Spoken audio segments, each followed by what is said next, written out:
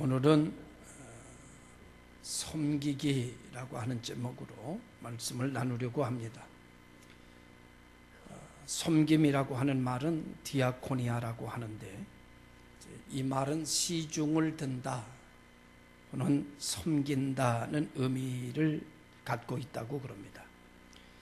이 말이 기독교에 들어와서 예수 그리스도와 교회를 위해 자신을 바치는 사람들에 대하여 쓰여진 말이고, 하나님의 교회에 헌신하는 사람들에게 쓰여지는 말이고, 이 말을 가지고 섬기는 삶을 자기 목적이나 계획이 있음에도 불구하고 교회의 필요와 의도와 지시에 따라서 행동할 때 의지와 수고, 행동이라고 정의했는데, 누가 정의했는가 하면 칼바르트라고 하는 스위스 신학자가 이 디아코니아라고 하는 말을 이렇게 정의했다고 그럽니다.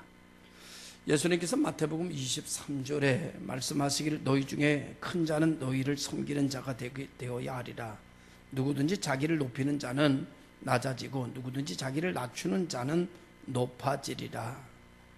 이 말씀을 하신 것을 보면 사람은 참 높아지기를 좋아하는 존재인 것을 알고 하신 말씀이겠지요. 사람은 높아지기를 좋아합니다. 사람은 섬기기보다는 섬김을 받기를 좋아하지요. 왜냐고 하면 사람은 섬김을 받음으로 출발하기 때문인 것 같습니다. 그러다가 장성하게 되면 사람은 자의에 의하든 타의에 의하든 섬기며 살아가는 존재로 바뀌어지게 되죠. 그것이 가장 클라이막스를 겪게 하는 것이 결혼이라고 하는 것입니다.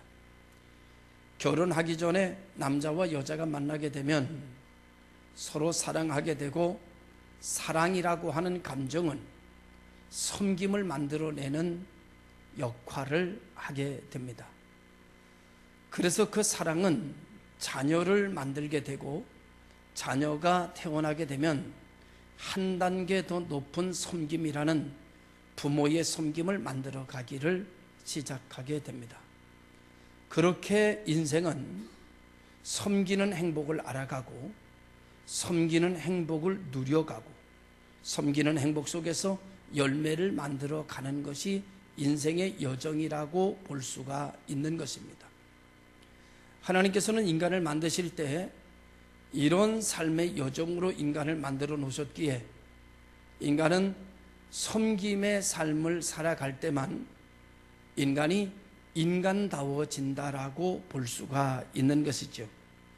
그런데 이 섬김이라고 하는 것은 무엇으로부터 출발하는가 하면은 사랑이라고 하는 것으로부터 출발합니다.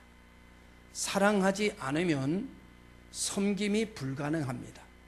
섬김이라고 하는 단어 안에는 사랑이라는 것이 내포되어 있습니다. 이 섬김이라고 하는 것은 의무가 아닙니다. 이 섬김이라고 하는 것은 어떤 책임도 아닙니다. 이 섬김이라고 하는 단어 안에는 사랑이라고 하는 요소가 들어가 있어서 그 감정과 사랑이라고 하는 그 의지와 사랑이라고 하는 그 어떤 지식이 우리들의 삶을, 그 사람을 위하여 살게 만들고 그 대상을 위하여 움직이게 만드는 역할을 하는데, 그것이 우리가 보기에는 섬김이라고 하는 걸로 나타나는데, 그 안에 그 섬김을 가능케 하는 것은 사랑입니다. 그런데 만약에 그 사랑이 없는 행위도 있을 수 있죠. 이제 그런 것들은 의무라고 합니다. 그런 것들을 책임이라고 말합니다. 그래서 의무적 요소를 행하는 것하고 책임을 다하는 것하고 섬기는 것은 전혀 다른 유의 것입니다. 물론 섬김 안에는 책임도 있고 의무도 있지만 책임과 의무로 인하여 섬기지는 않습니다. 섬김은 사랑으로 인하여서 만들어지는 결과라고 말씀을 드릴 수가 있지요. 우리가 하나님을 사랑이라고 그럽니다. 하나님의 사랑이 어떻게 나타나셨는가라고 하는 말에 대하여 창세기는 인간을 흙으로 빚으시고 그 코에 생기를 불어넣으셔서 걸어다니는 생명을 만드셨다고 했습니다. 그리고 여자를 어떻게 만드셨는가 하면은 아담을 깊이 잠들게 하고 그 갈비뼈를 하나 취하여 여자를 만들었다고 합니다. 그리고 그 두 사람을 에덴이라고 하는 곳에서 부부로 만드시고 그들이 살아갈 수 있는 에덴이라고 하는 동산을 만들어 퍼펙트하는 낙원을 만들어 그들을 그 안에서 살아갈 수 있게 하셨다고 합니다. 이것이 인간을 만드신 하나님의 사랑이고, 이 사랑은 그들에게 가장 좋은 것을 주시고자 하는 섬김으로 나타났습니다. 하나님이 인간을 창조하셨기 때문에 하나님이 의무적으로 인간에게 에덴 동산을 만드신 것은 아닙니다. 하나님께서는 인간을 사랑하셔서 그들을 귀히 여기셔서 그들을 섬기기로 하셨고, 그 섬김은 에덴 동산으로 나타나게 됐던 것입니다. 그리고 그 나타난 에덴 동산은 그들에게 만족을 주었고, 그 은혜와 기쁨은 다시 하나님을 향하여 영광을 돌리는 걸로 나타나기 시작했죠. 하나님이 사랑을 시작하셨습니다. 그 사랑은 섬김으로 나타났습니다. 그 섬김을 받은 인간은 그 섬겨준 하나님을 사랑하게 되었습니다. 그리고 그 하나님을 섬기기를 시작하게 되었죠. 자, 이쯤에서 오늘 우리들의 드리는 예배는 섬김입니까? 아니면 의무입니까? 오늘 우리가 드리는 예배는 섬김입니까? 하나님을 향한 섬김입니까? 아니면 책임과 습관입니까? 오늘 내가 하나님 앞에 예배를 드리고 있는데 이 예배는 하나님을 사랑해서 하나님에게 드리고자 하는 섬김의 예배가 될 수 있기를 바랍니다. 이것이 의무이거나 책임이거나 습관도 좋은 것이기는 하겠습니다마는 그 안에는 아무리 봐도 사랑이라고 하는 것이 많이 사라진 상태의 모습처럼 여겨지기에 오늘 우리는 하나님을 예배하는 것, 하나님께 기도하는 것, 하나님을 찬송하는 것, 하나님의 공동체에 대하여 봉사하는 것조차도 하나님을 사랑하기 때문에 나타나는 현상이 되어질 때 하나님께는 영광이고 우리들에게는 그 은혜가 쏟아져 내리는 축복의 삶을 살아가게 될 수 있다고 믿습니다. 하나님께서 구약 성경에 인간을 이렇게 사랑하신 것뿐만 아닙니다. 신약 성경에 하나님께서는 인간을 사랑하셔서 인간을 섬기기로 하셨고, 그 섬김은 자기를 버리는 것으로 나타났지요.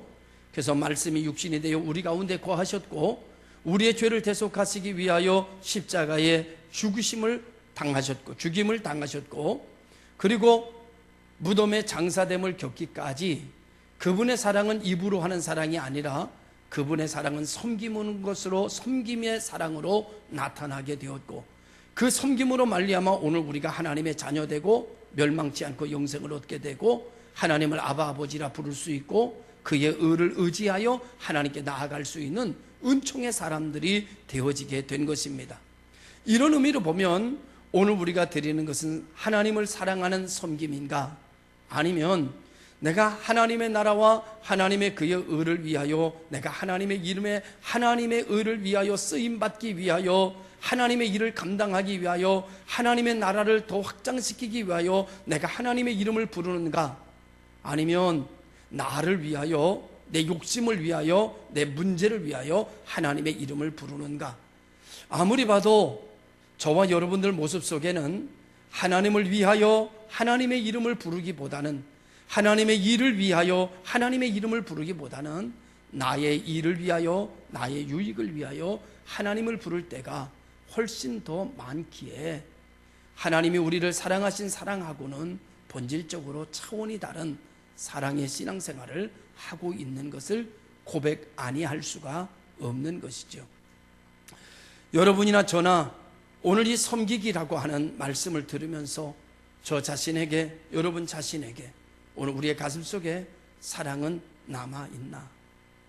다행히 오늘 하나님의 성령께서 역사하셔서 믿음 찬양대의 찬양이 사랑이라고 하는 주제로 찬양이 맞춰지고, 약속한 것도 아닌데 오늘 말씀의 내용과 맞춰져서 우리가 천사의 말을 할지라도 우리 마음속에 사랑이 없으면 울리는 구리와 꽹가리가 된다는 고린도전서 13장의 말씀이 오늘 우리의 가슴을 먹먹하게 만듭니다.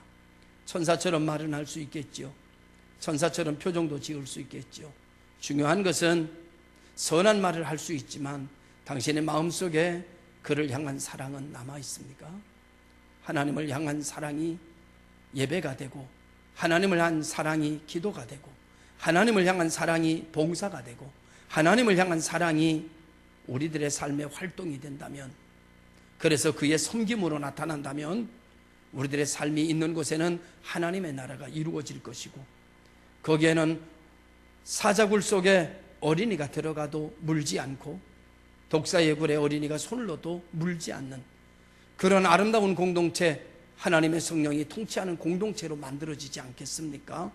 하나님께서는 우리 이 공동체가 그런 공동체가 되기 원하여 하나님 우리에게 말씀하십니다. 내가 너희를 사랑한 것처럼 너희도 서로 사랑하라. 하나님의 말씀을 들으면서 여기 서 있는 목사조차도 이 말에 부끄럽기 짝이 없고요. 여러분들도 아마도 그러지 않겠습니까? 그 하나님의 사랑은 어떤 사랑으로 우리에게 나타났는가 하면은 자신을 버리심으로 나타냈고, 자신을 죽임으로 나타냈고, 우리들의 문제로 인하여 대속하심으로 나타내므로, 이것을 하나님이 우리를 향한 사랑으로, 그리고 우리를 향한 섬김으로 보여주시고 난 후 우리에게 말씀하십니다. 너희도 이와 같이 서로를 사랑하라. 다른 말로 말하면 너희도 이와 같이 섬기며 살아라 라고 말씀하십니다. 이를 위하여, 섬기기 위하여 우리는 우리 마음속에 사랑의 불을 지펴야 될 것이고, 그 불로 인하여 우리는 자기 자신을 버릴 수 있어야 할 것이며, 그리고 자기 자신을 매 순간 사도 바울처럼 날마다 죽일 수 있는 사람이라야 진정한 섬김을 실천할 수 있는 사람이고, 그래야 그 사랑이 결실을 맺는 것으로 나아갈 수 있다고 성경은 우리에게 말씀해 주고 있습니다. 하나님께서는 우리에게 계속해서 말씀하시기를 인자는 섬김을 받으러 온 것이 아니라 섬기려 하고 많은 사람의 대속물로 주려 함이라고 하셨습니다. 하나님의 사랑은 우리에게 이렇게 나타났으니 우리가 이 사랑을 믿고 이 사랑을 받음으로 말미암아 하나님의 자녀로 여기에 있습니다. 이제 이 공로 의지하여 하나님의 이름을 부르면 하나님이 응답하시고 하나님이 역사하시고, 돌같이 굳은 내 마음 가지고도 하나님께서 이 묵은 땅처럼 굳어버린 내 마음 가지고도 이 시간 우리가 믿음으로 하나님의 이름을 부르기 원한다면 하나님께서는 우리의 묵은 땅을 기경하시듯이 내 마음을 갈아엎어 기경해 주실 것이고, 돌짝밭 같은 내 마음이 되었지만, 길가 땅처럼 굳어진 내 마음이 되었지만, 내 마음속에 가시떨기처럼 수많은 잡초가 생겨난 것이 사실이지만, 다시 우리가 하나님의 이름을 부르기 시작한다면 하나님께서 우리의 심령을 옥토와 같이 바꿔주시는 역사로 나타내 주실 줄로 믿습니다. 우리까지, 우리를 위하여 죽기까지 하신 하나님께서 우리의 부르짖음을 듣지 않으실 리가 없고, 우리의 모습은 형편없이 달라졌지만, 그러나 이 형편없이 달라진 우리들의 모습조차의 소망도 바로 하나님께 있음을 믿습니다. 하나님께서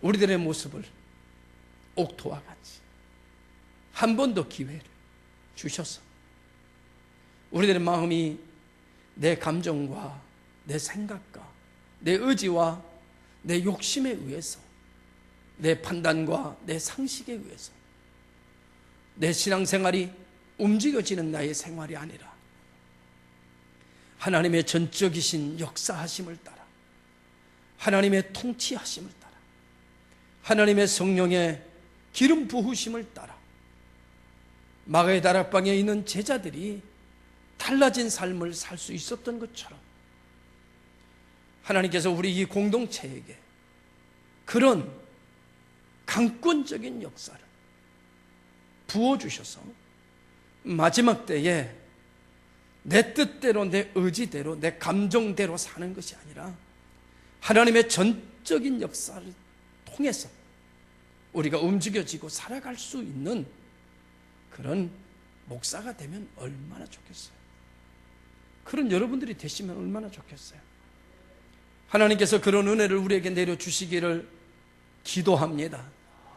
하나님께서 그런 은총을 우리에게 부어주시기를 사모합니다.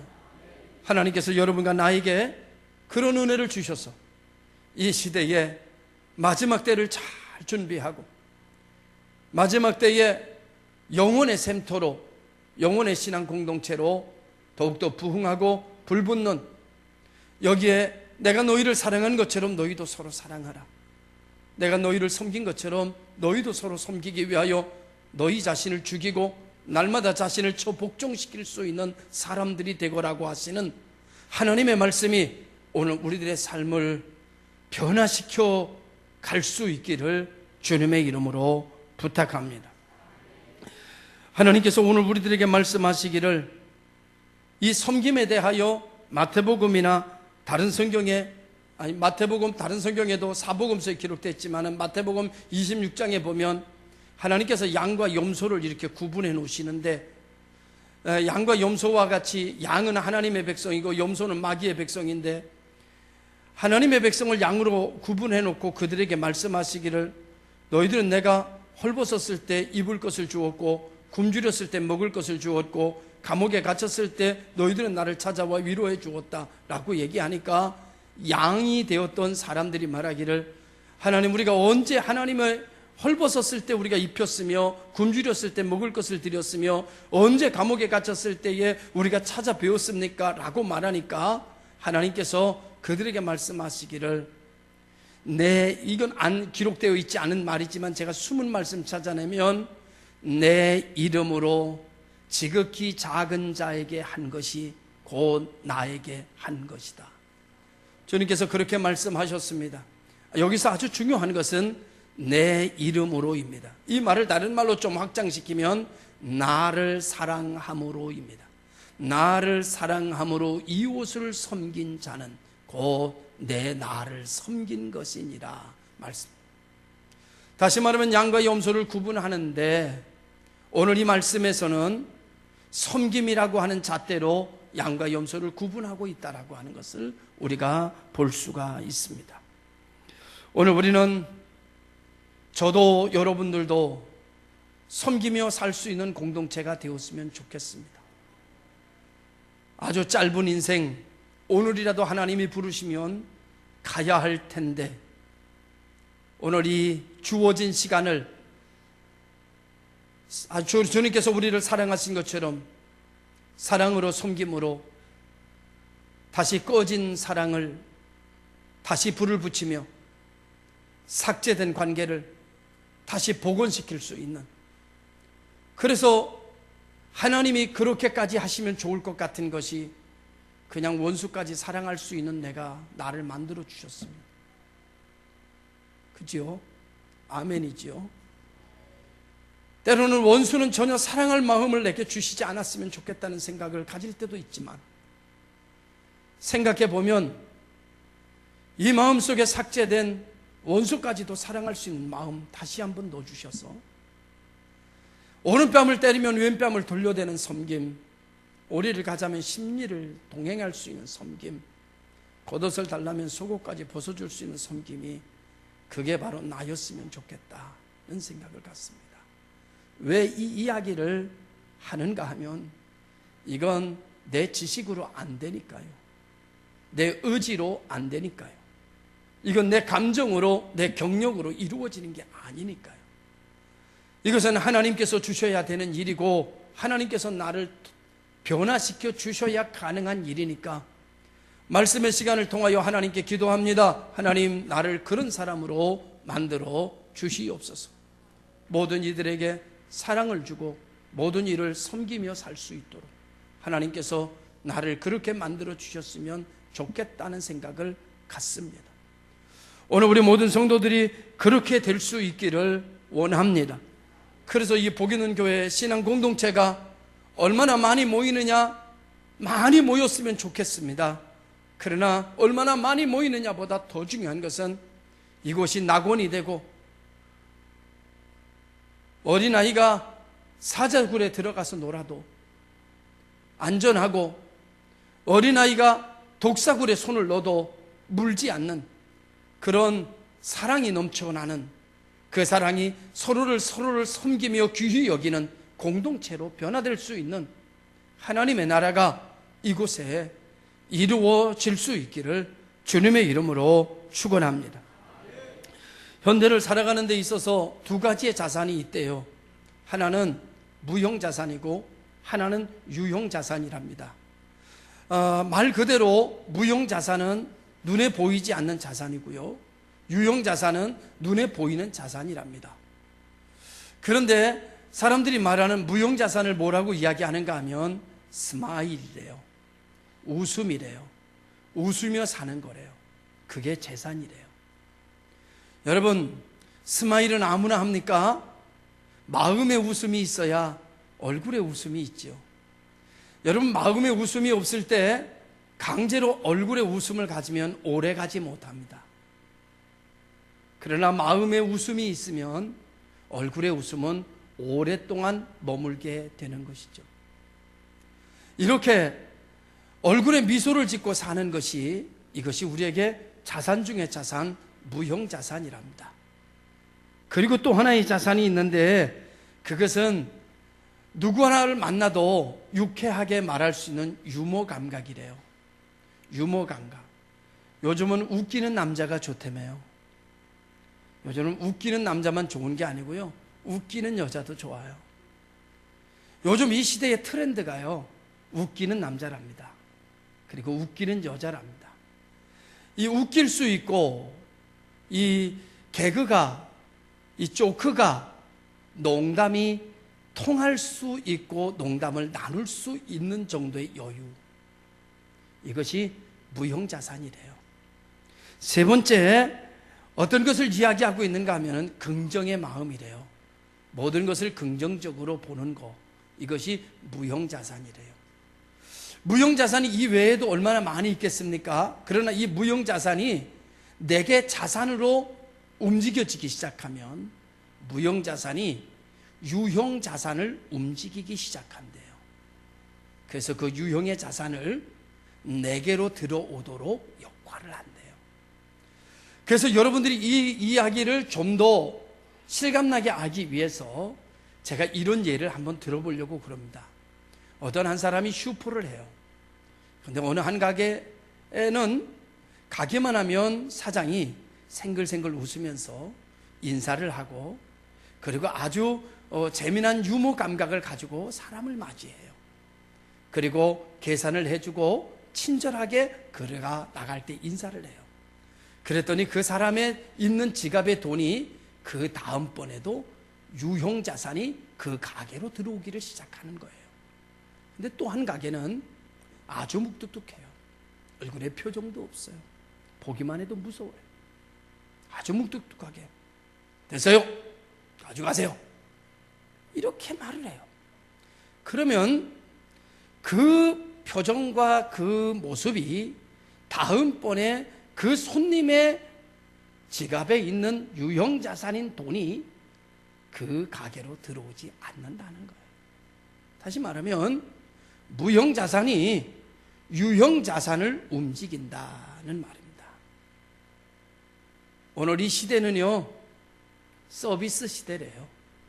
이 서비스라고 하는 말을 오늘 설교의 제목으로 바꾸면 오늘 이 시대는 섬김의 시대입니다. 섬김이 빠져버린 관계는 이미 죽은 관계이죠. 우리들의 삶 속에 얼마나 죽은 관계가 많을까. 같이 살기는 해도, 같이 친구로 지내긴 해도, 같이 사업 파트너로 만나곤 있어도 그 사람에 대한 사랑이 없는 관계는 죽은 거래요. 울리는 꽹과리가 된대요. 그것이 돈이 돼도, 그 관계가 재산이 돼도, 그 관계가 부동산이 돼도 그 부동산이 울리는 꽹과리가 된대요. 답은 사랑입니다. 우리의 심령 속에 다시 꺼진 사랑을 다시 살려내는 작업이 필요한 때입니다. 이것이 마지막을 준비하는 것이고, 이것이 임종을 준비하는 것이고, 이것이 주님 앞에 설 날을 준비하는 것이 되어지는 것일 것입니다. 주님께서 말씀하십니다. 아무든지 첫째가 되고자 하면 뭇사람이 끝이 되고 뭇사람을 섬기는 자가 되어야 하리라. 탈무드에 이런 말이 있더라고요. 누워있는 자는 넘어질 염려가 없다. 우리가 왜 시험에 들까요? 왜 관계가 복잡해질까요? 왜 마음이 이렇게 완악해지고, 왜 마음이 이렇게 바늘 끝 하나 들어갈 수 없을 정도로 이젠 굳어지고 좁아지는 걸까요? 그래서 왜 작은 말에도, 작은 행동에도 왜 섭섭하고 시험이 드는 걸까요? 그건 아마도 대접받고자 하는 이유일 겁니다. 그건 아마도 섬김의 마음이 내게 없기 때문에 찾아오는 불행일 거예요. 우리는 불행합니다. 내 마음속에 섬김이 없어서 나는 불행합니다. 여러분의 마음속에 사랑의 불이 꺼져서 밥도 짓고 다 할 일을 하면서 살아지만 그 일이 다 불행합니다. 내 마음속에 주님께서 사랑하시듯이 그 섬김이 시작된다면 우리는 아주 작은 일도 행복할 것입니다. 오늘 우리는 섬김을 시작해야 할 때고, 그 섬김은 사랑의 불꽃으로 시작된다는 사실을 잊지 말아야 될 것입니다. 마지막 한 가지 말씀을 더 드리고 말씀을 마치려고 합니다. 우리에게 필요한 공동체가 있습니다. 사랑은 혼자 할 사랑이 있고요, 사랑은 함께 해야 되는 사랑도 있습니다. 하나님께서는 우리에게 하나님을 사랑하는 자, 곧 그의 뜻대로 부르심을 입은 자들에게 하나님께서는 이 영적인 신앙 공동체를 우리에게 맡겨주셨습니다. 이 영적인 공동체가 이렇게 모여지게 된 데는 우리가 하나님을 예배하고 더 나아가 하나님의 나라를 이루려고 하는 뜻이, 사명이 담겨 있습니다. 바울이라고 하는 사람은 우리가 대단히 존경하는 사람이지만 성격이 그렇게 좋은 사람이 아닙니다. 그는 굉장히 괴팍한 성격을 가지고 있는 사람이고 불같은 성격을 지니고 있는 사람입니다. 같이 동역하다가도 마가가 뭐 하나 잘못하니까 다음에 선교 데려가는데 안 데려가 버리고 마는 사람입니다. 바울은 그렇게 성품이 인자한 사람이 아닙니다. 그러나 그는 굉장히 뜨거운 사람이고 굉장히 추진력 있는 사람이고 가는 곳곳마다 개척을 하고 가는 곳곳마다 교회를 세우는 사람입니다. 그런데 뒷감당을 못하는 사람입니다. 그래서 그 뒤에 누가 교회를 세워놓으면, 바울은 바깥에 나가서 사람이 들어오면 그걸 누가 다 단둘이 하는가 하면 바나바가 단둘이 했습니다. 사람은 혼자 일할 수 없습니다. 사람은 도움이 필요합니다. 같이 해야 합니다. 요즘 제가 우리 안성근 장로님 노회장 후보로 나오셨기 때문에 노회산에 있는 교회를 찾아갑니다. 가서 장로님하고 또 권사님들 데리고 이렇게 가보면 목사님들이 가끔 부럽습니다, 이렇게 인사하는 목사님들이 있습니다. 교회가 담임 목사가 장로가 노회장 되겠다고 하는데 열일 제치고 함께 동행하는 모습, 교회 권사님들이 함께 동행하며 인사하는 모습이 아마도 자기들 교회는 없는 모습인가 봅니다. 그래서 부럽다는 인사를 합니다. 제가 이렇게 인사합니다. 그냥 우리 교회 장로만이라면 저는 오늘 이 자리에 오지 않았을 것입니다.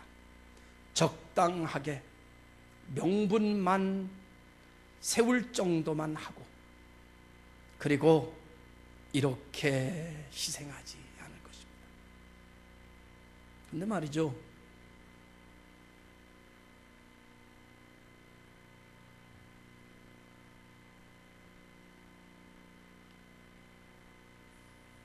이 섬김은